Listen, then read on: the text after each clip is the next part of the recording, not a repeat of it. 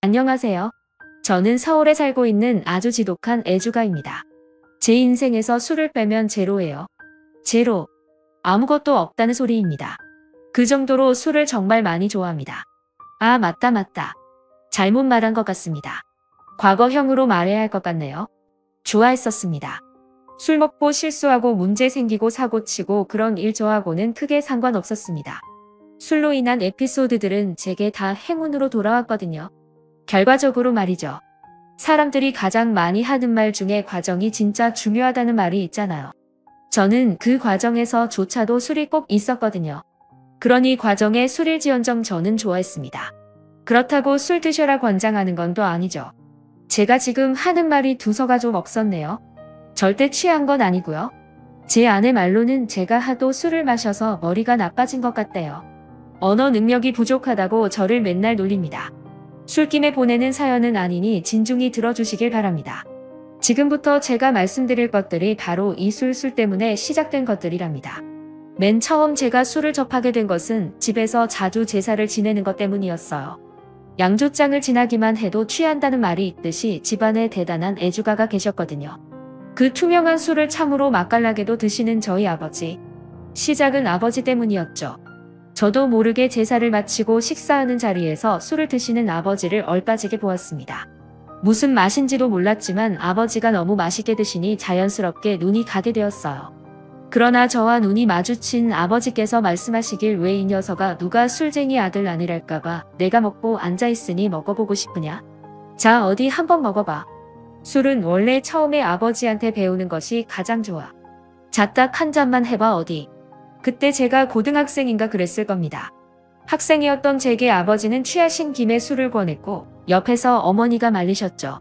뭐 좋은 거라고 애한테 술을 권해 인간아. 나는 이 집구석에서 아버님 그리고 당신 두 인간들까지만 술쟁이로 걷었으면 됐어. 그런데 또 아들 자식까지 그 꼴을 보라고. 싫다 싫어. 지겹다 지겨워. 에이 내가 또 뭘 했다고 그래. 원래 술은 집안 어른한테 배우는 게 맞는 것이야. 혹시나 나중에 지 친구들이나 이상한 놈한테 첫 시작을 배웠다가 문제 생긴다고. 집에서 이렇게 배우는 게 훨씬 좋아. 그래서 집에서 제대로 술 배우신 당신은 뭐 아무 문제 없소? 말이나 못하면. 하여가 술만 마시면 헛소리 쓸모없는 소리. 제가 듣기론 돌아가신 할아버지께서도 굉장한 애주가를 하셨습니다. 아주 어릴 때 기억에 할아버지 밥상인 늘술이 있었고요. 어쩌면 제가 태어나서 줄곧 시야에 들어왔던 것 중 하나가 술이었을지도 모르겠네요. 그리고 제 아버지도 매일 반주를 드시는 분인데 어머니 말로 크게 사고를 한번 치셔서 그 뒤로는 늘 집에서만 술을 드신다고 하셨습니다. 그 큰 사고가 바로 저를 낳은 것이죠. 그런 이유로 어머니는 술이라면 질색팔색을 하셨습니다. 내가 저 인간이랑 술만 안 마셨어도 이렇게 안 살고 있으려나. 아유 지겨워 헤헤. 그러게 왜 처음 먹는 술을 나랑 마셨나? 딴 놈이랑 마셨으면 딴 놈이랑 살았겠지. 그래서 뭐든 처음이 중요하다는 것이야. 내 엄마가 나랑 술 한잔하고 덜컥 널 가졌잖냐. 얼마나 좋으냐. 술 한 잔에 님도 보고 뻥도 따고. 어머니는 그 뒤로 술은 입에도 안 대셨고 아버지 말씀이라면 넌덜머리가 난다고만 하셨죠. 그렇지만 저는 이상하게도 그날 아버지께 받은 한 잔의 술이 그렇게나 달고 맛있었습니다. 여태까지도 그 한 잔이 계속 생각날 만큼 말이죠. 아마도 지금은 술을 권했던 아버지가 돌아가셔서 더더욱이 그 술이 달게 느껴진 것 같습니다. 저는 그때 술 맛을 본 이후로 제사 때 몰래 남은 정종을 맛보았습니다. 한참 어릴 때였는데도 진짜 달고 그 특유의 향이 너무나 좋았어요. 과자나 맛있는 음식보다도 술이 제일 맛있었어요. 고작 고2짜리가 말입니다. 저는 티 안 나게 몰래 잘 훔쳐 마셨다고 생각했습니다. 한 잔 먹고 알딸딸해지면 1시간 정도 지나서 또 먹었어요. 그러면서 양이 너무 줄었다 싶으면 물을 채워 넣었죠. 어차피 어머니는 술을 한 모금도 안 마실 터이고 아버지는 다른 주종을 드셨거든요. 냉장고에 있는 남은 정종은 어머니가 음식 잡내 제거할 때나 쓰셨습니다. 그런데 그런 식으로 저의 주량이 늘어가고 채워가는 물도 늘다 보니 그만 어머니에게 딱 걸리고 말았어요. 제사가 끝나고 그 다음날 어머니께서 말씀하시더라고요. 어느 정신 나간 놈이 자꾸 정종을 훔쳐먹네. 훔쳐먹을 게 그리도 없나? 술을 훔쳐먹게. 참나. 돼지고기에 정종을 한만 뿌려도 잡내가 안 가셔 잡내가.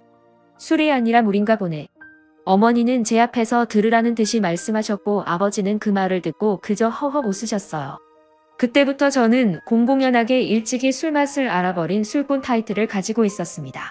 고2 버릇 100살 간다고 고등학교를 졸업하던 날 저는 술로 인해 가장 큰 실수를 저질렀어요. 저는 술꾼 타이틀에 걸맞게 졸업을 기념하여 친구들과 거하게 술을 마시고 싶었습니다. 그래서 민증을 조작해서 술집에 갔죠. 옛날에는 지금이랑 다르게 생각보다 허술했거든요. 아름아름 알면서도 모르는 척 해주는 것도 있었고요. 저는 술집에 친구들 5과 갖고 진짜 고삐 풀린 망아지들 마냥 술을 마셨습니다. 맨날 옴싹옴싹 훔쳐서나 먹었지 그렇게 들이부으니 그렇게나 좋을 수가 없더라고요.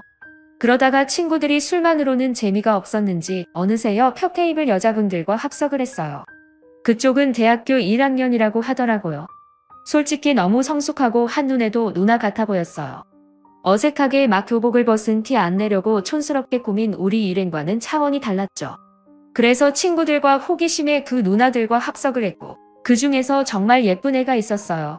그쪽도 제가 싫지 않은지 계속 쳐다보길래 나한테 마음이 있구나 했습니다. 친구들과 다 같이 서로 각각 짝을 지어서 헤어졌고 저는 그 예쁜 애와 남았죠. 둘이 남아서 대화를 한참 하다가 근데 왜 아까부터 나 계속 쳐다봤어? 내가 잘생겨서? 아니면 딴 놈들보다 멋져서? 아 어디 말 좀 해보시지 그렇게 한눈에 반할 지경이었는지 말이야. 그러자 그 예쁜 애는 한참을 크게 웃었습니다. 제가 크게 착각을 하고 있다는 듯이 말이에요. 잘생겨서 멋져서 본 것이 아니라 절 얼마 전에 본 적이 있다고 말했습니다. 내가 편의점에서 아르바이트 하거든 홍대 쪽에서. 우리 부모님이 하시는 거라서 내가 일에 시간 남을 때 그때 너 봤어? 그것도 교복 입고 온 거 너 거기 단골이지? 너야말로 나 모르겠어? 내가 오늘 그렇게 기가 막히게 잘 꾸민 건가? 매일 출근 도장을 찍으면서 어떻게 날 못 알아볼 수 있지? 그 예쁜 애. 아니 지금의 제 와이프는 이미 제가 고등학생이라는 걸 알고 있었습니다. 게다가 더 기가 막힌 건 아내는 저보다도 한 살 더 어렸습니다. 서로 쌍으로 거짓말을 친 거였어요. 아내는 고2에 고3으로 넘어가는 시점이었고 저는 대학 합격만 해놓은 상태 그랬습니다. 그렇게 아내와 만나고 그날 거사를 치르게 되었어요. 저나 아내나 둘 다 처음이었고 정말 아무 일 없을 줄 알았어요. 둘 다 어리고 멍청했죠. 저는 술을 좋아했고 아내는 좋아하는 건 아니었지만 진짜 잘 먹었습니다. 저랑 같이 대적해서 먹으면서 먼저 취하지 않는 건 아내가 처음이었거든요. 그런데 결과적으로 둘 다 엄청 취한 상태였습니다. 그렇게 둘 다 술 먹어가면서 사고를 쳤고 그 사고의 대가는 꽤나 컸죠. 한 달쯤 지나서였을까요? 모르는 번호로 연락이 왔어요. 받아보니 아내였고 그날 그렇게 만나서 헤어지고 처음 온 연락이었습니다. 자기가 아이를 가진 것 같다고 제 아이라고 했습니다. 사실 과정은 하나도 기억이 나지 않아서 그럴 리가 라는 무책임한 말이 먼저 나왔습니다. 그러자 수학의 너머로 아내가 쌍욕을 하더라고요. 야 이 십장생아 18색깔 크레파스 같은 놈의 시키가. 길거리 다니는 똥개도 지 새끼는 챙기는데 터진 주둥이라고 막 나불거리네. 일을 버렸으면 만나서 이야기를 하자고 하든가 미안하다고 하든가 말을 해야지. 뭐? 그럴 리가. 어디 그 주둥이로 다시 한번 말해봐. 이 애미애비 없을 놈이 말이라고 막 하네. 네가 그렇게 나온다 이거지? 너 지금 어디야? 내가 너네 집 하는 거 너 알지? 나 지금 간다. 지금은 아니지만 그 당시의 아내는 많이 거칠었었습니다. 상황이 안 좋자 아내는 사포같이 더 거칠어지더군요. 집으로 온다기에 저는 수업도 제대로 못 듣고 집으로 부랴부랴 달려갔습니다. 아내가 집으로 가면 저는 진짜 죽은 목숨이었거든요. 그것도 절대로 속도 위반 안 된다던 어머니께 죽도록 맞을 거예요. 저희 어머니도 아내 못지않게 한 성격 하시는 분이라서요. 아버지보다도 저는 어머니한테 더 많이 맞고 자랐거든요. 그래서 무서웠어요. 제가 집에 막 도착했을 때 이미 집에 아내가 와 있었습니다. 그런데 전화로 퍼부었던 기세와는 달리 울고 있었어요. 어떻게 하냐고? 자기도 모르겠다고요. 어머니 또한 제가 걱정했던 바와는 다르게 아내를 달래고 사과하고 있었습니다. 저한테 한마디 화도 내지 않으셨어요. 제가 온 것을 아시고선 그제야 왜 그렇게 말했느냐고 한 소리 하셨죠. 그게 다였습니다. 아내 앞이어서 별다른 말들은 꺼내지 않으셨어요. 그리고 아버지는 그저 말없이 저와 아내를 번갈아 바라보았습니다. 아내가 좀 진정이 되자 어머니께서 아내가 아직 고등학교 졸업이 남았으니 학교는 졸업하자고 말했어요. 그리고 아이 낳고 아이는 어머니께서 봐주실 테니 공부하라고요. 내 자식과 신뢰가 감싸야지 어째 그러니까 그만 울어 응 아이는 못 버리겠다면서. 그리고 우리 아들 저 새끼 마음에 든다면서. 그럼 같이 결혼하고 살아야지 어째 저 자식이 그렇게 나쁜 WLD 놈은 아니야. 돌대가리여서 그렇지. 다 책임지고 우리가 내 걱정 절대 안 시킬게. 부모님은 다 아신다고? 사과를 먼저 드려야 하나 상견례를 해야 하나 모르겠네 정말. 이런 말 위로가 될지 모르겠는데 나도 그랬어. 나도 이 인간이랑 만나서 제일 일찍 나왔어. 근데 나쁘지 않았다. 그리고 언제라도 다른 선택을 하고 싶으면 그래도 돼. 안 말려 괜찮아. 필요하지 않으면 결혼도 안 해도 돼. 애 만나고 안 키우고 싶다고 해도 돼. 일 저질은 저 새끼가 알아서 하겠지. 그리고 우리도 있고. 너무 그렇게 걱정하지 말어. 애 속에 걔한테 안 좋을라. 그렇게 저는 엉걸결에 결혼이란 걸 하게 되었어요. 진짜 얻어 걸린 거죠. 동시에 아이도 생겼고요. 막 기쁘거나 싫고 그런 감정도 없었고 그저 어리둥절했습니다.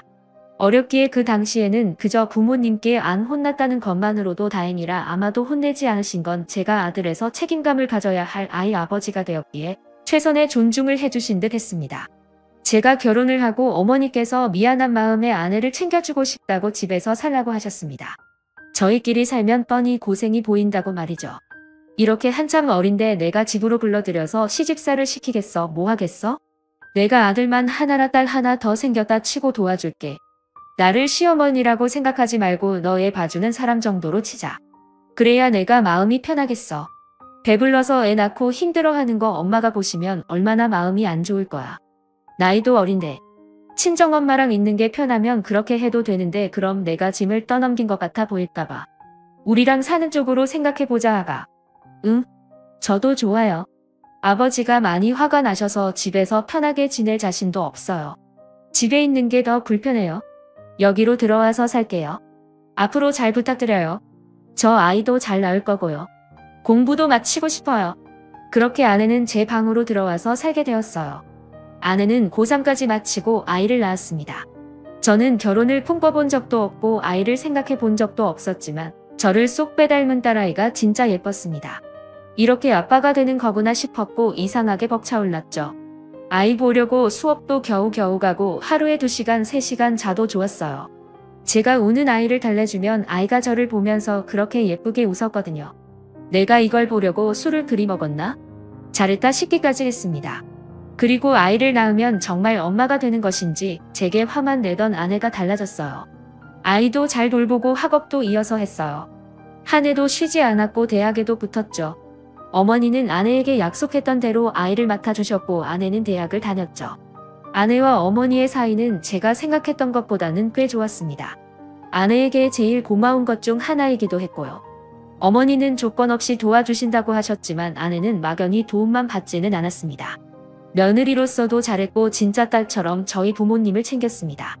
어쩌면 저보다도 더 나았고 그 덕에 집안 분위기도 더 좋아졌어요.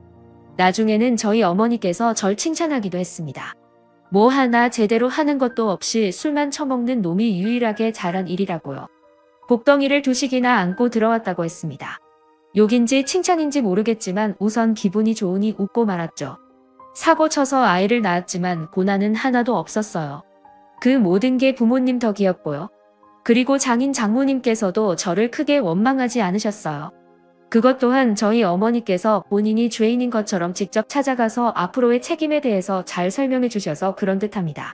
말 그대로 저는 부모님 덕을 톡톡히 본 것이죠. 왜 자식은 정작 그렇게 한없이 받을 때는 그 고마움을 모를까요? 일찍이 사고를 쳤지만 꼬박 6년을 부모님께서 고생을 해주신 덕에 저희는 아쉬울 것 없이 학교며 직장을 얻었습니다. 제 딸아이가 초등학교에 들어가고 그때쯤에 저의 친구 같은 아버지께서 돌아가셨습니다. 제 인생에서 가장 힘든 시기를 뽑으라면 그때였던 것 같습니다. 막 직장을 구해 정신이 없어서 정작 아버지와는 제대로 술 한잔하지 못했었는데 그런 아버지가 아쉽게도 너무 빨리 가버리셨어요. 저도 아내도 아버지 돌아가신 날 참 서럽게도 울었습니다. 그리고 아버지 장례식장에서 아버지의 사진에 대고 제대로 처음 술 한잔 올렸습니다. 아버지 언제 한번 제대로 대결하자고 하셨는데 이제야 이렇게 한잔 드리네요.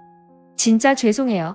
속만 썩이고 나사는데 정신 팔려서 그 좋아하시는 술 한 잔 못 건네드려 죄송합니다. 그렇게 술 한 잔으로 아버지를 겨우 보내드리고 저희 가족 모두가 일상으로 돌아왔습니다. 그러다 딸아이가 어느 정도 사리 분별이 가능해지면서 질문이 와장창 쏟아지기 시작한 겁니다. 그러면서 아내의 근심이 늘어만 갔죠. 여보, 어제는 우리 딸이 글쎄 사랑이 뭐냐고 묻는 거야. 그래서 엄마랑 아빠가 만나서 사랑해서 우리 딸이 태어난 거라고 했더니 어떻게 만나게 됐냐고 묻는데 순간 나 말 못했다. 우리 애한테는 솔직하게 말하지 말자. 술집에서 만나서 사고 쳐서 내가 생긴 거다. 그걸 어떻게 말해? 실망할 거 아니야. 자기가 그렇게 태어난 거라고 하면 과정이 뭐 그렇게 중요해. 어차피 나는 그때 당신한테 첫눈에 반했었어. 우리 어쩌다 이렇게 되었을지 몰라도 성격도 잘 맞고 죽이 짝짝꿍 잘 맞잖아. 초반에는 삐그덕거렸을지 몰라도 지금은 사이 엄청 좋고 내 또래 아직도 결혼 못한 놈도 많아. 애도 우리 애가 제일 크고 사이도 당신이랑 내가 제일 좋아서 나는 너무 좋다고 생각하고 살고 있는데 화목한 것만큼 자랑스러운 거 있어. 애도 이해할 거야. 어차피 다 크면 알 텐데 뭐하라. 하여튼 당신은 그래도 아내는 죽어도 솔직히 말하지 말라고 하더라고요. 결국에는 아내가 포장한 말로 둘러대었습니다. 소개팅에서 서로 미친 듯이 사랑하고 결혼한 다음에 딸 아이를 낳은 걸로요. 그래도 나이 계산해보면 금방 들통날 거짓말이었는데 말이죠. 그리고 딸 아이에게만 그리 말한 게 아니라 아내는 주변에도 제대로 말을 안 했어요. 부끄럽다고 말이죠. 알고 보니 첫가에서도 원래 저희가 사귀고 있었던 걸로 알고 계셨더라고요.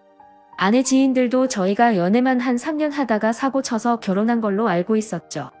좀 애아하기는 했지만 남들이 들었을 때 단 하루로 아이를 가지고 그 이후로 결혼했다고 하면 무조건 안 좋게 볼 것은 뻔하긴 했습니다. 그런데 아내가 그렇게 열심히 포장한 것들을 제가 또 그 술로 인해 다 발설해버렸습니다. 때는 장인어른 생신이었고 아내 형제 가족들이 모두 모인 자리였어요. 다른 가족들은 술을 못 마셔서 저와 장인어른만 술을 마셨고 일을 하다가 가서 그런지 피곤해서 술이 막 올라왔어요. 그래서 분위기에 취해서 무리해서 더 마셨죠. 그러다 보니 만취해버린 거예요. 그 와중에 처형과 아내가 이야기하는 것이 제 귀에 들려왔습니다. 제가 기억하는 건 이 대화까지였습니다. 그런데 제가 뭐라고 짓거렸는지 아내에게 들어서 알아요.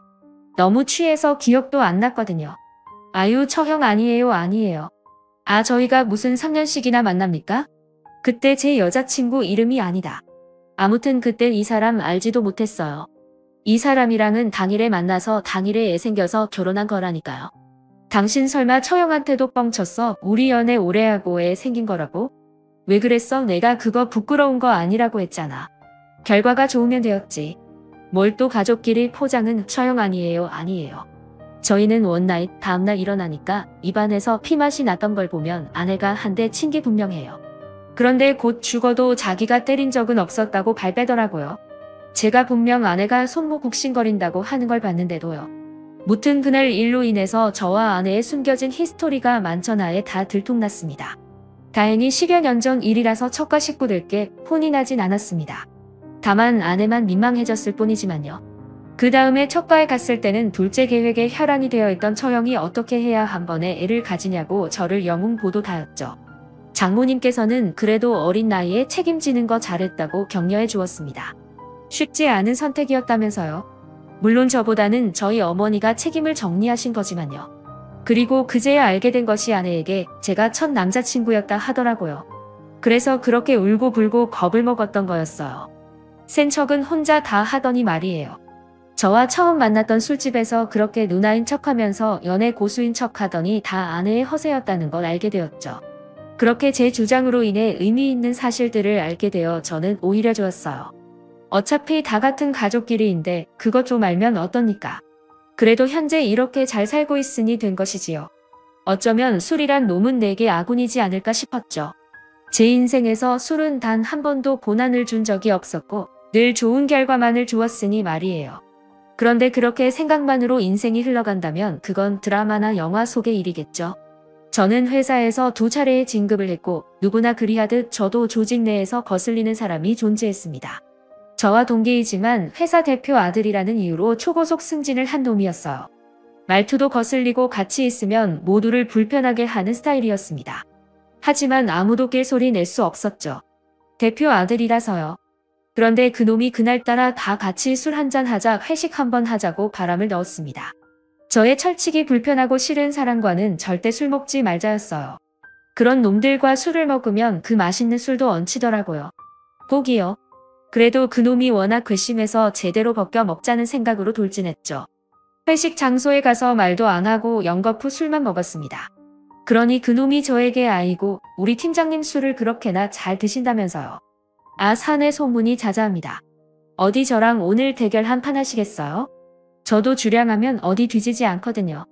저랑 오늘 끝까지 한번 겨뤄보시죠. 그래요? 그래요 그럼 어디 한번 같이 마십시다. 얼마나 하는지 지켜보죠. 그럼 이놈이 저를 계속 도발하는 겁니다.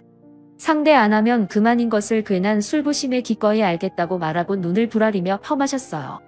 그러다가 어느 시점부터 많이 취했는데 동료 말로는 제가 삿대질을 하면서 나이도 어린 놈의 새끼가 부모 믿고 그렇게 나대서야 되겠냐? 싸가지 없는 놈 너 우리 회사에서 입지가 어느 정도인 줄 알아? 야 저 바닥에 뭘 흐른 거 보이지? 내가 딱 저 정도야.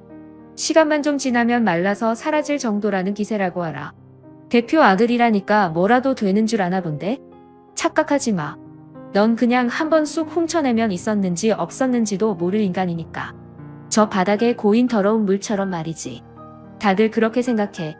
나뿐만 아니야. 넌 빽만 있고 능력 없는 거 온 회사 사람들이 다 안단 말이지. 이 비좋은 개살구 같은 새끼야. 제가 그렇게 퍼부어 말하자 화가 난 대표 아들의 한숨을 쉬었고 그 모습을 보다 육탄전이 벌어졌다 했습니다. 물론 제가 선빵을 먼저 날렸고요. 그래서 한참을 개싸움을 하다 막판에 제가 그놈 뺨을 후려 갈긴 겁니다. 제대로 자존심 나가게 한 거죠. 회사 내에서는 철없는 대표 아들 후려친 영웅이 되었지만 실제로는 언제 잘려도 이상하지 않을 위태로운 사람이 되었습니다. 그러다 회사에서 구조조정이 들어갔을 때 보란듯이 제가 제일 먼저 정리되어 버렸어요. 저 같아도 저 먼저 잘랐을 것 같긴 해요. 같은 조건이면 찔리는 게 있으니 저는 어떤 말도 못 붙이고 회사를 나갔습니다. 그리고 아내에게 사실대로 말했죠. 그러자 아내한테 쳐맞았습니다. 아내들은 꼭 들고 있는 걸로 때리더라고요. 그날은 아내가 마늘 빻는다고 손절구를 들고 있었거든요.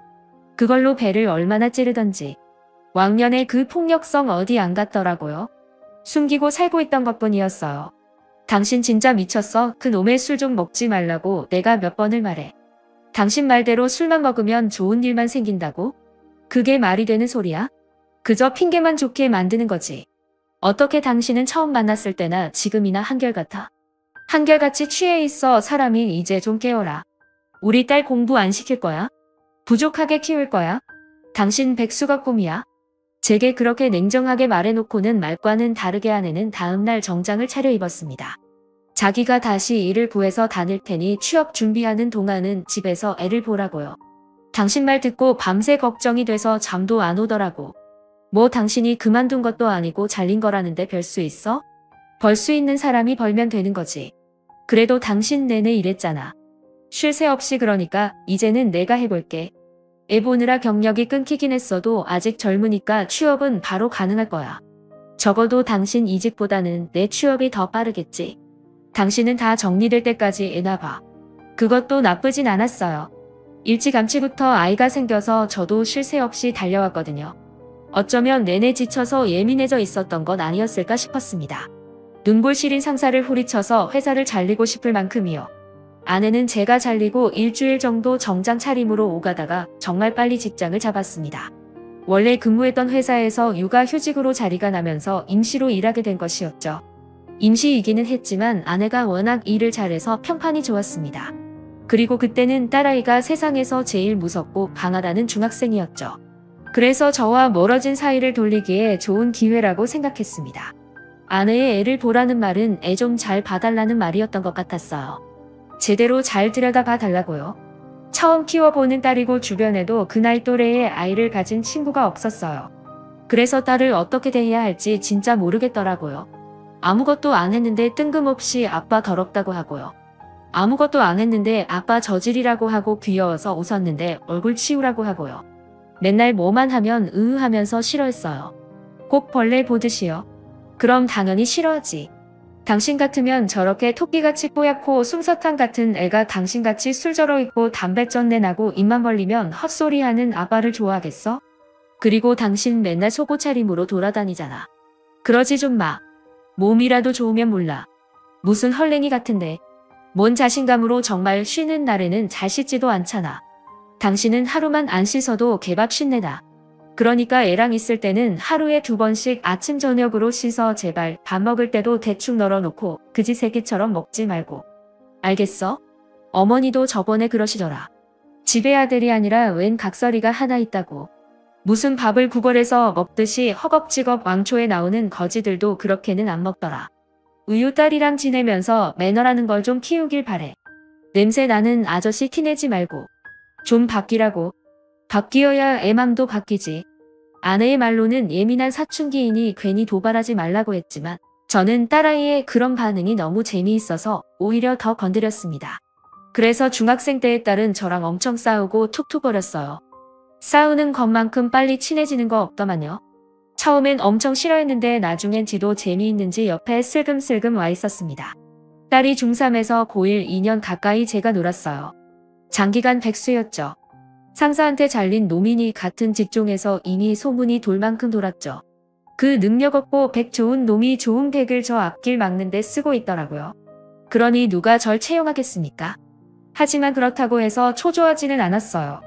아내는 꼭 일을 하고 싶었던 사람처럼 신이 나 보였고 임시직에서 정규직이 되었거든요. 한편으로는 제가 계속 집에서 아이를 케어해 주길 바랬어요. 게다가 자식이라는 존재는 언젠가는 집을 떠나 결혼을 하잖아요. 함께 보낼 시간이 많지 않다고 생각하니 제가 집에 있는 게 나쁘지만은 않았습니다. 그래서 가족들 모두에게 제가 백수라고 해서 안 좋을 것이 단 하나도 없었습니다. 그때는 그랬어요. 술이라는 거 진짜 나한테 내내 도움을 주는구나. 결국 나한테 이런 편한 안정을 주는구나 하고 말이에요. 게다가 제일 좋았던 건 집에서 편하게 마시는 술에 길들여진 것이었습니다. 좋은 술에 좋은 안주 근사한 장소만이 좋은 게 아니었어요. 집에서 오이 하나에 소주 한 잔만 먹어도 천하를 얻는 기분이었죠. 회사 끝나고 누구 욕하고 시끌벅적한 데서 비위 맞추면서 먹다가 집에서 아무 생각 없이 무념무상하고 술을 마시니 힐링이 되고 진짜 좋았어요. 그럴 때면 이만한 신선 노름이 없다 싶었습니다. 또 좋았던 것은 한두 번씩 딸아이에게 술을 권할 때였습니다. 제 아버지가 제게 술맛을 들인 것처럼 말이에요. 그런데 딸아이가 저나 와이프를 많이 닮아서인지 한 입 먹고는 맛있다고 먹더라고요. 살짝 취하는 기분도 나쁘지 않다 하고 말이죠. 오, 아빠, 이거는 괜찮은데. 저번에 먹은 건 쓰기만 하고 입맛 버렸었는데 이건 좀 달다. 뭐야? 아, 청아, 나한텐 이런 술이 맞는 건가? 달다 달아 이 맛에 술 마시는 거구만. 이제 좀 알 것 같은데. 너 대신 나가서는 먹으면 안 돼. 아직 고등학생인 거 잊으면 안 돼. 그리고 나중에 커서도 남자는 아빠랑만 마셔야 해. 다른 놈들이랑은 한 모금도 먹지 마. 알겠어? 그리고 남자 놈들 다 나쁜 놈들이야. 아빠 빼고 누가 술 먹자고 하면 우리 아빠가 먹지 말라고 했다고 말해. 알겠지? 아이, 벌써부터 열받네. 성인 되면 아빠랑 맨 처음으로 술집 갈 거야. 알겠지? 아빠 말고 딴 놈은 절대로 안 되는 거다. 딸아이는 알겠다고 끄덕끄덕하고는 무참히 약속을 깨버렸습니다. 대학교 들어가자마자 술에 잔뜩 취해서는 모르는 남자의 등에 업혀 들어오더만요. 그 꼴을 보는데 진짜 얼마나 어이가 없던지 술에 잔뜩 취해서는 그저 좋다고 앞방하고 안기는데 냅다 소파에 던져버렸습니다. 너 아빠가 술 아빠랑만 먹자 했냐 안 했냐? 이렇게 외간 남자 등에 업혀오고 그러면 안 돼. 진짜 제대로 한번 혼나볼래? 너? 이게 몸만 컸지. 진짜 딸아이는 대학교 1학년 때 진짜 술 마시러 대학을 갔나 싶을 만큼 부어라 마셔라 였습니다. 그래서 내 딸이죠. 누가 내 딸 아니랄까봐 동네에도 소문이 다 났습니다. 술주 정뱅이 딸이라고요. 옆집에다가 토해놓고 술 취하고 다른 집 들어가고 난리도 아니었습니다. 그래서 술 먹지 말라고 한 소리 두 소리씩 하다 보니 사이가 안 좋아졌죠. 그래도 저는 아빠니까 엄하게 할 수밖에 없었죠. 그렇게 사이가 나빠지던 새해 전에 다니던 직장 동료에게서 연락이 왔습니다. 오랜만에 밖에서 술 한잔 하자면서요. 회사 그만두고는 한 번도 밖에서 술을 마신 적이 없었는데 오랜만에 밖에 나섰습니다. 이제 일해야지. 언제까지 놀 건데? 다른 회사 제의는 여태 없었어? 있었지. 없었겠어. 근데 다 하고 싶지 않더라고. 와이프도 일하는 게 재미있다고 하고 어쩌다 보니 애도 다 컸고 그간에는 큰돈 나갈 일이 없었는데 이제 딸 아이 대학 다니니까 휘청하긴 해. 조금씩 준비를 해봐야지. 날 받아줄 곳이 있을지는 모르겠지만 시간은 또 왜 이렇게 빨라. 우리 딸 조금 있으면 시집 간다 하겠어. 그럼 결혼 자금 대줘야 할 거 아니야. 에이 좀 조급하긴 하네. 와이프 벌이만으로는 넉넉치가 않아. 잘 됐네. 그럼 나 얼마 전에 개업한 거 알겠네? 여의도에 작게 사무실 하나 냈어. 그래서 오늘 너 같이 일하자고 말하려고 온 거야. 같이 일하자. 그만 놀고. 역시나 술자리는 또 제게 행운을 안겨다 주었습니다. 백수 생활이 몇 년씩 길어지니 지치기도 하고 딸 아이 보기에도 그랬는데 알아서 복이 굴러 들어온 거죠. 그래서 이튿날부터 동료가 시작한 회사에서 일을 시작했습니다. 그러면서 딸 아이와는 마주칠 일이 더더욱이 적어져 버렸어요. 그래도 그간 잘 키워놓았고 이제 성인이니 별일 없겠지 하고 말았죠. 제가 다시 일을 시작했다고 하니 아내도 안심하는 분위기였고요. 그런데 회사 일을 다시 시작한 건지 술을 작정하고 퍼먹기 시작한 건지 저도 알 수가 없었습니다.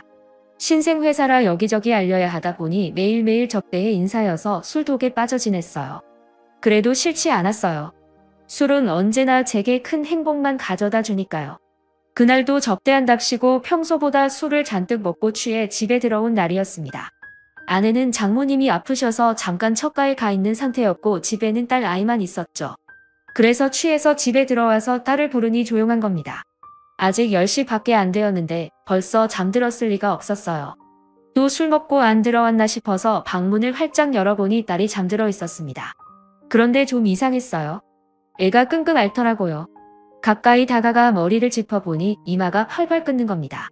그래서 오왕좌왕 당황해서 왔다 갔다 했죠. 취해 있는 상태라서 어찌할 분별력이 없었습니다. 차 키는 있으나 취해서 운전도 못하고 택시를 불러야겠다고 생각했어요. 그런데 저희 집이 좀 외진 곳에 있어서 그 시간에는 택시가 잘 안 왔어요. 그래서 더는 지체하면 안 되겠다 싶어서 딸 아이를 업고 슬리퍼를 신고 냈다 달렸습니다. 알딸딸하니 딸아이가 무거운 것도 잘 모르겠고 그저 병원까지 미친 듯이 달려갔습니다. 그런데 막 달리다가 넘어졌어요. 그래서 딸아이 이마가 땅에 매다 꽂혔죠. 돌에 찍혀서 피가 좀 났습니다. 저 또한 두 무릎이 자갈 바닥에 그대로 꽂혀서 다 찢어졌고요. 그런데 취해서 그런가 전 안 아프더라고요. 다시 업어서 겨우겨우 딸아이를 응급실에 데리고 갔습니다. 이마에 피가 나니까 의료진들이 교통사고인 줄 알더라고요. 그래서 고열이 심하다고 설명을 하니 제게 술 냄새가 많이 나니까 표정이 싹 바뀌었습니다. 딸아이와 무슨 관계인지 한참을 확인하고는 딸아이를 진찰해 주었죠. 그리고 저는 아내에게 연락을 했고 그 뒤에 일은 잘 기억이 나지 않습니다. 눈뜨니 눈앞에 아내가 있었고 이마에 반창고를 붙인 딸이 절 노려보고 있더라고요. 아빠 진짜 바보야? 이거 이마 어쩔 거냐고. 성형수술해야 한다잖아. 흉질거래 이거. 아 짜증나 진짜. 내가 술 좀 작작 먹으라고 했지? 술만 안 먹었어도 이런 일 없잖아 당신. 안 그래도 이전부터 계속 말하고 싶었는데 제발 술 좀 끊어. 지겨워 죽겠어. 지겨워. 아내도 크게 호통을 쳤고 딸아이를 데리고 집으로 먼저 가버렸습니다. 저도 뒤늦게 정신 차리고 일어서는데 간호사가 무릎이 심하게 찢어져서 소독 한 번 더 하고 가라고 하더군요. 보니까 몇 바늘씩 꿰매져 있었어요. 그제 아프더라고요. 제대로 넘어지긴 했구나 하고 말이에요. 아내 말도 있었지만 저도 진짜 정신 차리고 술을 끊기는 해야겠다 싶었습니다. 그리고 그날을 계기로 딸아이와 정말 멀어져 버렸습니다. 물론 저는 제 일하기 바빴고 딸아이는 취업하고 준비하느라 바빠서였지만 집에서 마주쳐도 서로 말이 없었죠. 제가 일을 시작하고 1년쯤 지나 작았던 회사가 안정을 찾으니 아내는 일을 그만두었어요. 뭐든 다 제자리로 돌아가는 것 같았습니다. 단 하나, 딸아이와 저의 사이만 돌아오지 못했어요. 그러던 어느 날 딸아이가 또 술에 취해서 집에 들어왔습니다. 또 처음 보는 남자 등에 업혀서 말이에요. 제 딸아이 키가 170이라서 아무리 말랐어도 뼈가 두꺼워서 그런가 진짜 무겁습니다. 제가 업어봐서 잘 알죠. 그 남자애가 딸아이 때문에 땀을 비우듯 흘리면서 들어오는데 처음으로 딸아이 걱정보다 남의 아들 걱정이 더 먼저 들더군요. 그 남자애는 제 딸아이를 곱게 누이고는 제 아내에게 물 한 잔을 받아 원샷을 했습니다. 그리고는 저와 아내에게 큰절 한 번을 하더라고요. 이렇게 인사드려서 죄송합니다. 저 따님이랑 만나고 있는 남자친구입니다. 진지하게 만나고 있는지 벌써 1년이 넘었고요. 이런 식으로 인사드려서 정말 죄송합니다. 체력은 부족하지만 심성은 작게 보였어요. 그 남자애가 훗날 제 사위가 되었거든요. 하지만 모든 딸 가진 아빠들이 그러하듯이 저는 사위가 첫인상부터 마음에 안 들었어요. 피죽도 못 먹었나 쉽게 삐쩍 말라서는 힘도 못 쓰게 생기고 더더군다나 술을 못 먹는다는 겁니다. 자네 술은 좀 하나? 온 김에 나랑 술이나 한잔하고 가지? 제 물음에 주저주저 하면서 시원하게 대답을 못하는 겁니다. 그래서 아내가 전이랑 소주를 한 병 가져다 주었어요. 셋이서 같이 한 잔씩만 마셔야겠다 싶었죠. 따라 이 남자친구가 어떤지 좀 볼 겸 말이에요. 그런데 이놈이 술을 한 잔 먹자마자 머리를 냅다 상에 들이박는 겁니다. 한 잔 먹고 기절했어요. 그래서 아내랑 둘이 들어가서 안방에 누웠죠. 그리고는 저와 아내 서로 바라보면서 막 웃었습니다. 술 못 먹나 봐. 그런데 우리 딸이랑 어떻게 만났을까? 너무 신기하네. 아참 나 좀 봐. 내일 저 녀석들 일어나면 먹일 해장국이나 끓여야겠다. 하기는 술 잘 먹고 좋아해봐야 뭐해? 당신처럼 개망나니 같이 살 텐데. 차라리 술 한 잔 못하고 안 좋아하는 게 더 나아. 그래서 우리 딸이 좋아했나? 지 아빠랑 딴 판이라서. 무슨 말도 안 되는 우리 딸부터 술꾼인데 술꾼이 술 한 잔 못하는 놈 뭐가 좋아 맞나? 살면서 재미없을 건데 당신은 나랑 사니까 그래도 재미는 있잖아. 다음날 사위와 딸아이가 일어나고 아저씨같이 국제로 들이키는 딸아이와 죄송해서 어쩔 줄 몰라 하는 사위를 보면서 참 마음감이 교차하기는 하더군요. 너 이 기집애. 또 그렇게 술 마시기만 해봐. 진짜 가만 안 둬. 참내. 누가 누구 보고 술 먹지 말래? 술주정뱅이 원조께서. 나 아빠 딸이야 모르겠어? 부모는 자식의 거울이다. 모르냐고. 아빠부터 고치고 남 지적해. 무턱대고 나한테 술을 먹어라 먹지 말라 하지 말고. 자기는 맨날 숨 쉬듯이 마시면서 나한테만 저 아버님 제가 최대한 못 먹게 하겠습니다. 어제는 정말 죄송했습니다.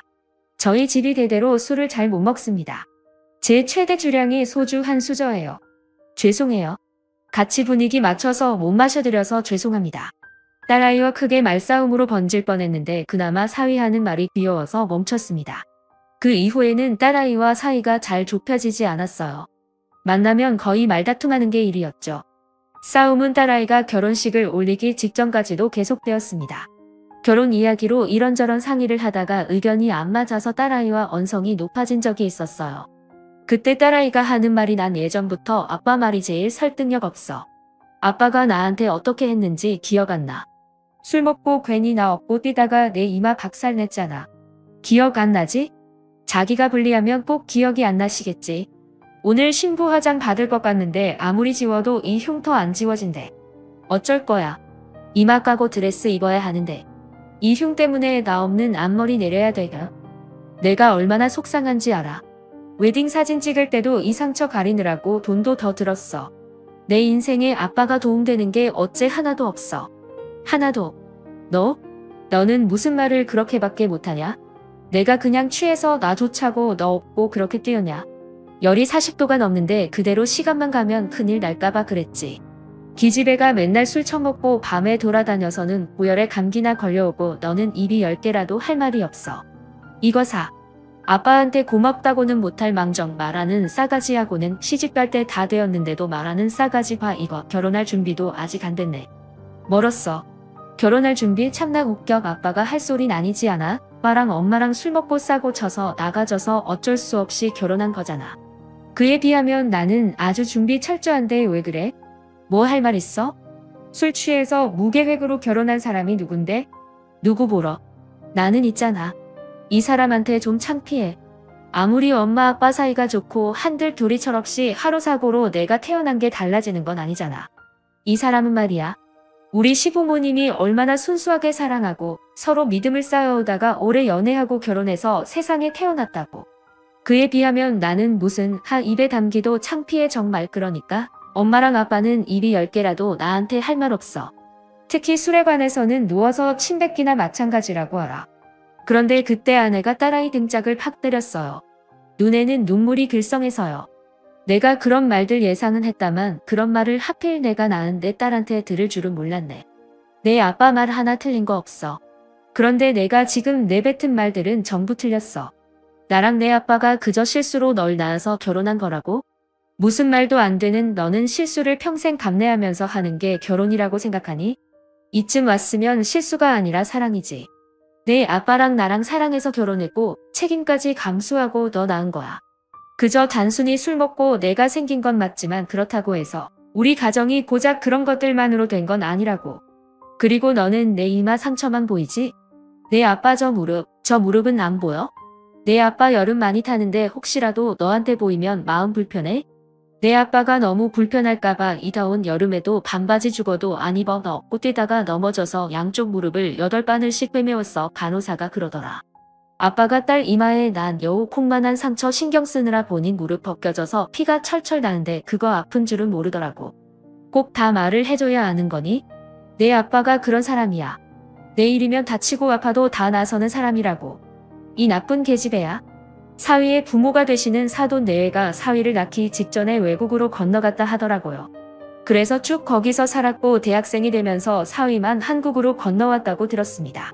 좀 사는 집자재인가 싶었는데 꼭 그런 것만은 아니라고 하더라고요. 사위의 부모가 외국에 계시는 터라 상견례가 많이 늦어지긴 했습니다. 거의 사돈 집안 빼고 결혼 준비를 했다 해도 과언이 아니었죠.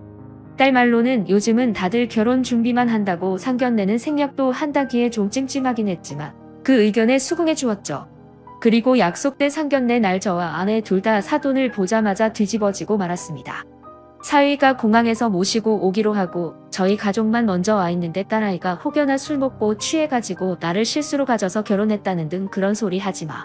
진짜 그러면 가만 안 있을 거야. 아빠 오두방정 떨기만 해봐. 결혼이고 뭐고 다 작살 나는 거야. 두 분 오시면 조 모아하게 그런 술도 입에 대지 말고. 알았지? 어찌나 저한테 헛소리 하지 말라고 단단히 조심을 시키던지요. 하지만 그것도 사돈 내외가 오고서는 다 필요 없어져 버렸죠.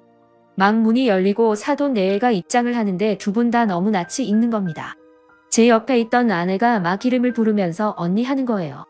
이게 무슨 상황인지 싶어서 자세히 보니 바깥 사돈 얼굴이 심하게 익숙한 겁니다. 보니까 제 고등학교 동창인 거예요. 그것도 아내와 사고친 그날 밤 같이 술 먹으러 나갔던 그 친구였죠. 아내가 아는 척한 안사돈 또한 그날 밤 아내의 일행이었고요. 딸 아이 없고 경황이 없어서 저나 아내나 주변 지인들 대부분 연락을 끊었고 정신없이 살았거든요. 그래서 서로 얼굴을 알아보자마자 막 한참을 반가워하다가 겨우 자리에 앉아서 따져보니 사이가 우리 딸이랑 동갑이거든요. 그렇다는 건 야 아이 너도 야 아이 나도 그날의 거사는 저와 아내뿐이 아니라 그쪽도 마찬가지였습니다. 이 어찌 축하 안 할 수 없는 인연인지라 그날도 엄청 마셨습니다. 딸 아이 결혼시키고 여전히 저희는 사돈 양반들과 몇 달에 한 번씩 술자리를 가집니다. 그리고 늘 똑같은 레파토리로 대화를 이어가죠. 그날의 실수가 결국에는 실수가 아니고 모든 게 인연이었음을요. 지금은 나이를 많이 먹고 늙어서 자중하고 있습니다만 역시나 술은 제 인생에서 뗄래야 떼기 어려운 요술입니다. 지금까지 사연을 들어주신 여러분 감사드립니다.